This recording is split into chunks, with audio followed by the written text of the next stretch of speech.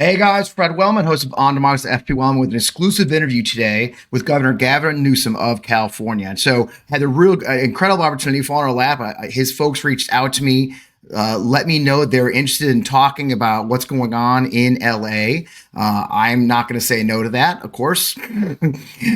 So I jumped right on it. And now I had the opportunity to talk to him. I'm very excited to share that with you. You know, it's been an interesting time. As you know, there's a lot going on in LA, on top of the protests that have heated up. President Trump deployed nationalized 2,000 National Guard, then another 2,000 National Guard, the California National Guard, and now has deployed 700 Marines from 29 Palms. It's gotten very tense. And as you know, these kind of things actually add fuel to the fire. So as I got ready for my interview with Governor Newsom, it was interesting because this happened as well. And let me show you this video. This is Carolyn Levitt, just moments before I was supposed to go live with the governor. Just trying to figure out.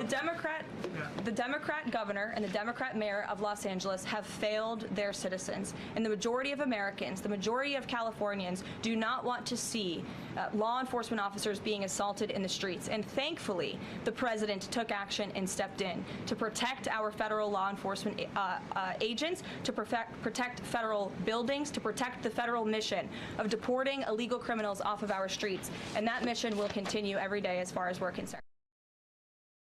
Yeah, so the Democrat governor and all that stuff. She still can't say Democratic, And this comes on top of President Trump's, what he did in California, or excuse me, North Carolina at Fort Bragg, where he talked about, he bashed Governor Newsom and others. He bashed the media, encouraged our soldiers to sit there and bash them as well. And a shocking turn of events for someone like me, who has served for 20 years in the Army, has been a veterans advocate. So from that angle, I had the opportunity to talk to Governor Newsom about that military angle. Let me show you who we are first, then we'll get to the interview.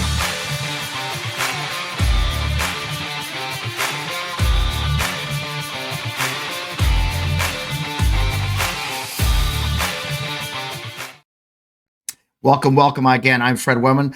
This is my interview with Governor Newsom. There's a lot going on, a lot of news in this interview. Let's go. Governor Newsom, thanks for taking the time, as we were joking as we got started. I know you're not real busy right now, and I really appreciate you taking time to talk to us here on Democracy. It's my honor. Important moment. As we were waiting for you to join us, Carolyn Levitt was in the White House talking about how the Democrat mayor and the Democrat governor of California have failed to protect the people, and American people don't want to see federal officers being assaulted in the streets of LA. And thank God he sent troops. Are federal officers being assaulted in the streets of LA right now, sir? Well, what? Just total crap. It's just BS. It's propaganda. It's remarkable what they say and how little credibility they have of what they assert. I mean, let's just frame this. Let's put this in perspective. We have about, depending on the hour of the day, 50 to 100 National Guard around the perimeter in downtown Los Angeles.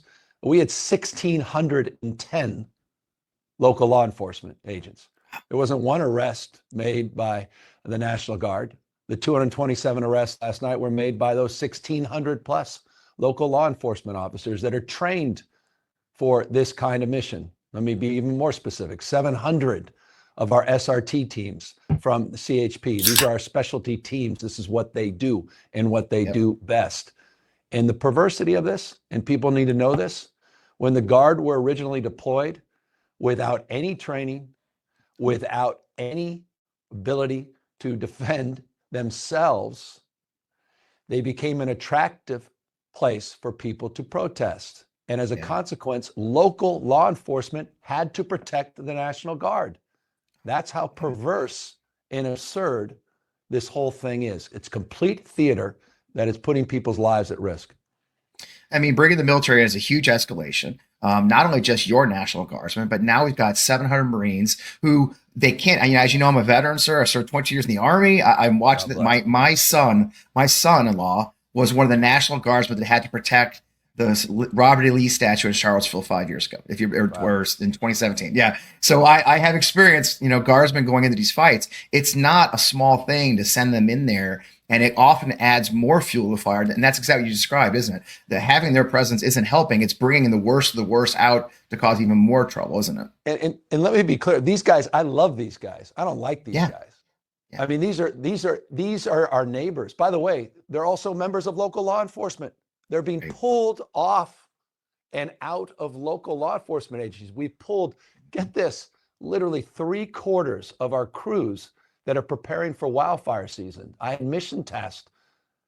Hundreds and hundreds of these officers have been pulled off doing forest management and vegetation management. I had put, out of reverence to these extraordinarily talented young men and women, I had the pleasure of, for 6 years, working with these folks to deal with border issues, to deal with counter narcotics and drugs. And they're down there at the border. Now they're being pulled off the border in order to advance this theater. So we're losing local law enforcement. We're losing our crews that are actually preparing for wildfire season to keep us safe and protect us. And we're losing National Guard men and women from protecting our border. And they're just being used for show.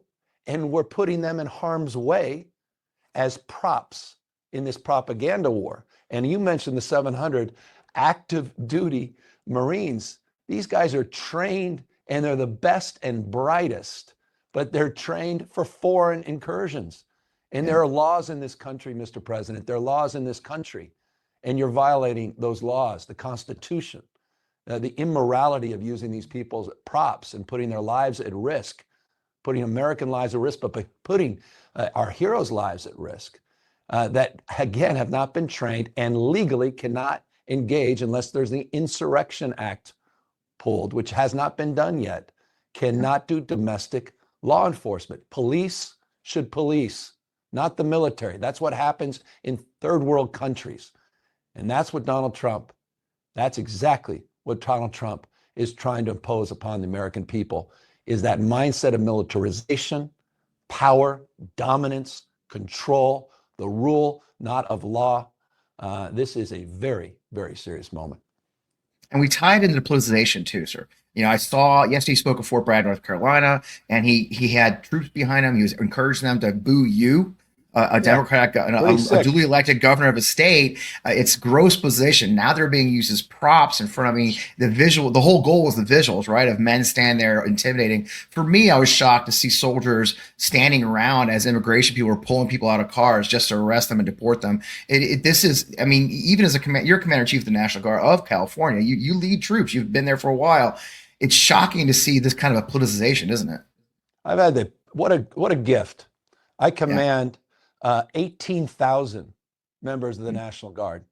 I had the privilege of working with them, and we had the benefit of their extraordinary talent here in Los Angeles right when the wildfires began. They were first, we had the rattlesnake teams pre-deployed, in fact. They were there even before the first spark of the fire. They were on the ground. They were there mobilized, thousands of them mobilized during the height of the fire. We coordinated with local law enforcement. We coordinated with the community. We kept them safe. We mission tasked them. They were trained for these things. The MPs doing incredible work to do traffic check, to keep people safe. And they were celebrated. And people came from all over. In fact, the biggest challenge they had is all the food and water. People came up and said, thank you. And this guy literally is coming in, pulling these people off critical missions all across this state. And he has no stated purpose for them except to exercise a propaganda ploy and to politicize our military and to divide this community, divide the military. I imagine I can't even imagine what some of our vets and some of the folks, people like yourself, with remarkable contribution and service to our country, and family members that are going to be used as pawns. This is not a movie. This is real life. And this is a slippery slope. America, and we need to take it back. And that's what worries me too, sir. Exactly. It's a very dangerous slippery slope. I think a lot of those who have never served understand just how dangerous it is to emplace military in these. One of the I saw the VA secretary himself saying that he was to applaud the fact that the VA hospital is in danger and the our federal building is being attacked, sir. I mean, I haven't seen.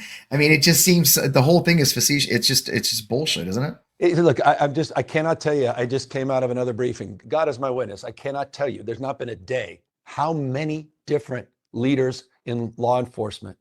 They're all saying exactly the same thing.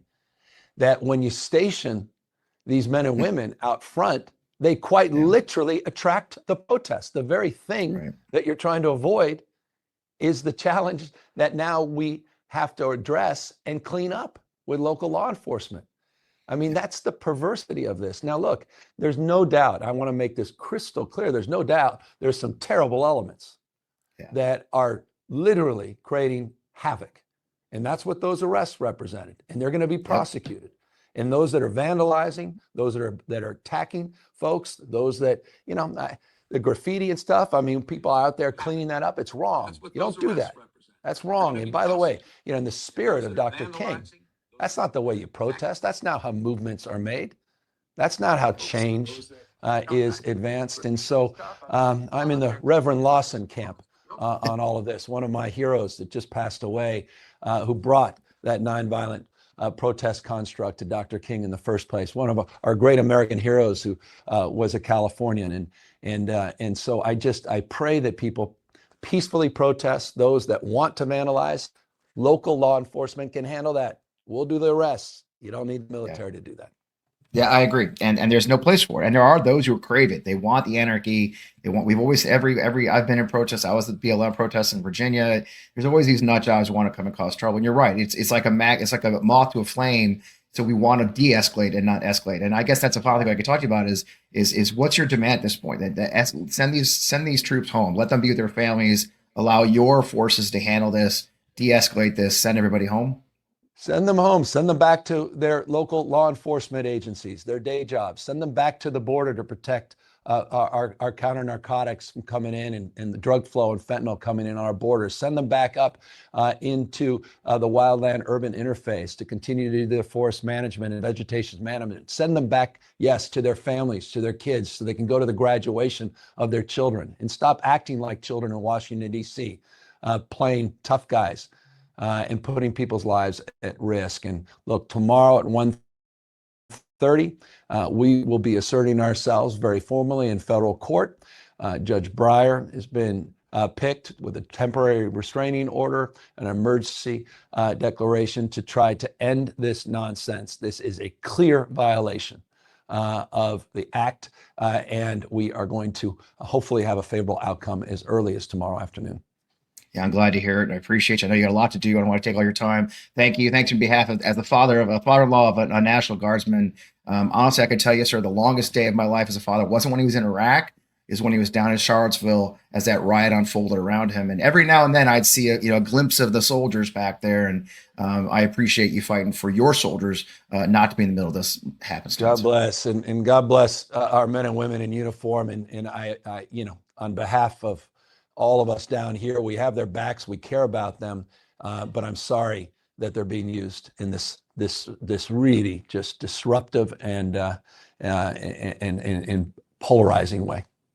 Yes, sir. Well, thanks for your time. I appreciate you. Thanks Good luck out me. there. Take care. Yeah, so great conversation, quick conversation about the military aspects of this deployment. This is huge. If you'd heard what he said, currently 5 of the 14 National Guard fire crews that are used to fight wildfires, and they have a real world mission, are understaffed because those men and women have been drawn to LA to simply stand around. If you're seeing the video on CNN and Fox News, the goal is to have them sit there as props. And that's what they're doing. They're serving as props. They're not defending anything. They're causing, it's like a moth to flame for the anarchists and the scumbags who love violence, because that's what's happening. There are peaceful protests occurring in a very small part of LA. But meanwhile, they always show up. I did a BLM march in Richmond, Virginia. It was so incredible to see the organizers of that march chase out the anarchists, the people who showed up with the blowers and stuff at night so they could cause, brought bricks. They were chased off by the organizers because that's not peaceful protest. Peaceful, patriotic use of your voice is always necessary. Violence is not. And so those who are doing it, they're going to get arrested. But to attack the military, attack National Guard, they don't want to be there. They don't want you. You're playing right into Donald Trump's hands. If you go in there and go after the Marines and go after the military, all you're doing is giving what Donald Trump, Stephen Miller, and all those monsters want. Peaceful protest, patriotic protest. do not cause violence. And that's what Governor Newsom, those who cause violence will be arrested and prosecuted as they should be. But the police are handling that. 700 arrests last night were done by the police of LA, California Highway Patrol, and others. So reviewing that again, we had a great talk with Governor Newsom to discuss the military aspects of this deployment, what's going on, how important it is. The city is not burning, folks. Okay, the burning city, it is not burning. Okay, and you know, it's just these kind of folks. I ain't got time for that. Bye. So yeah, these are lies. They're showing the same video over and over. It's important to get the truth out. I was privileged to have a conversation with Governor Newsom. As always, follow us on the On Democracy channels on our YouTube and all of our channels. Thank you for a couple thousand of you joining us here and on the Substack. I'm Fred Wellman, host of On Democracy. Next time you'll see me is this Friday at 7 p.m. Eastern on the Midas Touch Network. I'm having a conversation with Senator Lisa Blunt Rochester. If you're into that, a Delaware senator, we'll be talking a lot about important stuff there. And of course, this Sunday we have another Too Late to Cancel at 11 a.m. Eastern time live on the On Democracy channels. Such a privilege to spend time with you. I'm happy to see you. It's always a pleasure to even see people like that and a joy. In the meantime, keep it the fight, folks. We're fighting for our democracy. I'm Fred Wellman. We'll see you again soon.